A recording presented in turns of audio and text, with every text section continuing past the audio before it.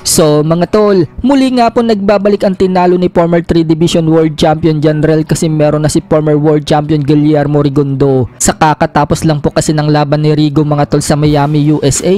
Tinapos nga po ni Rigo mga tol sa loob lamang ng first round ang kalaban niyang taga Dominican Republic na si Danis Arias nang tamaan ni Rigo mga tol sa body shot. Dahil sa panalo ni Rigo mga tol, yan na po ang tatlong sunod-sunod na impresibong panalo niya mula nang matalo siya kay Vincent Astrolabio. At ang kagandahan pa po sa laban na yan ni Rigo, nasungkit po niya dyan ang bakanting WBC International Super Bantamweight belt. So wag na tayo magtataka mga tol na biglang makapasok si Rigondo sa WBC ranking sa Super Bantam. So ang mga posibleng makalaban po ni Rigondo mga tol sa Super Bantam ay itong si Marlon Tapales na kasalukuyang nasa pang number 2 spot, o kaya naman itong si David Picasso mga tol na kasalukuyang number 1 sa WBC. Pwede rin po ang rematch kay Casimero mga tol dahil nasa pang number 7 spot ngayon sa Super Bantamweight si Casimero. Pero mukhang may takot na po itong si Rigo mga tol kay Casimero dahil noong naglaban sila, walang ginawa itong si Rigo mga tol kundi tumakbo ng tumakbo. Sa kabilang banda naman mga tol, matapos po nating maibalita na umangat si Casimero sa ranking sa IBF mula number 13 spot,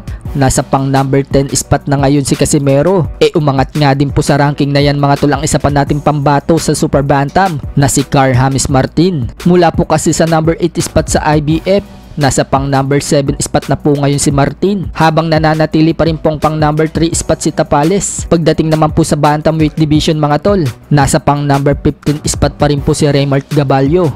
Sa light flyweight naman mga tol, 4 na Pinoy ang nakapasok sa ranking. Si Christian Araneta, nasa pang number 1 spot pa rin mga tol. Jason Bison, nasa pang number 3 spot pa rin. Reggie Suganov, nasa pang number 8 spot na dating pang number 5 spot. At Arvin Magramo na nasa pang number 13 spot na dating nasa pang number 12. Sa super featherweight naman mga tol, 2 Pinoy ang nakapasok dyan. Si Magsayo na nasa pang number 5 spot at Charlie Suarez na nasa pang number 4 spot. Sa flyweight division naman mga tol, pasok sa ranking ang 5 Pinoy na si Vince Paras na nasa pang number 8 spot, Esnet Domingo na nasa pang number 6 spot, Dave Apolinario na nasa pang number 10, Lawrence Dumanag na nasa pang number 12 at Mark Biseles na nasa pang number 15. Sa minimum weight naman mga tol, 5 Pinoy ang nakapasok sa ranking.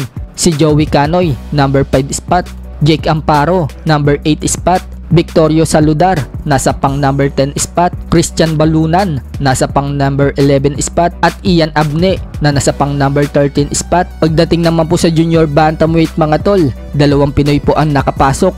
Si J.R. Racanel, nasa pang number 11 spot, at KJ Cataraha, nasa pang number 15 spot. Sa iba pang balita mga tol, sa isinagawa nga pong pictorial ng Netflix mga tol, pinakita po ang kondisyon at bato-batong katawan ni Mike Tyson. So 3 araw na nga lang mga tol, magaganap na po ang laban nila ni Jake Paul sa heavyweight division. Ipapalabas po yan sa Netflix mga tol at gaganapin sa Arlington, Texas, USA. Ready na nga po si Mike Tyson sa laban niya. Kahit na may edad na siyang 58, maganda pa rin ang pangangatawan niya. So tingnan na lang natin mga tol kung kaya pa ba ni Mike Tyson makipagsabayan sa mas batang si Jake Paul na may edad pa lang na 27.